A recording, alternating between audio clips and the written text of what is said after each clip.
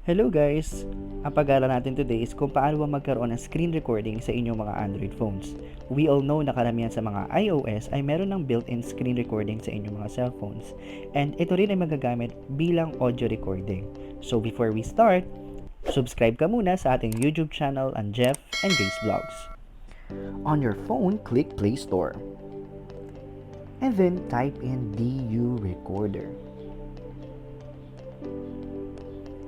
And then, piliin mo yung pangatlo, screen recorder, and click install. Antayin mo lang yung umiikot sa taas.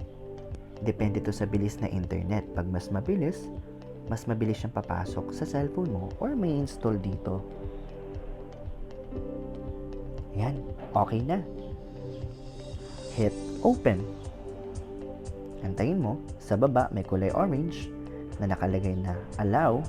Click allow. And then, may nakalagay dito, permit viewing over other apps. Papuntahin mo to sa right.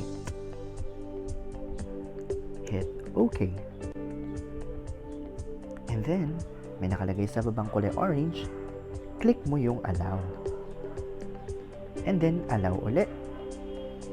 Yan, pwede ka na mag-start. Sa baba may kulay pula. Hit mo yon, screen record ka na.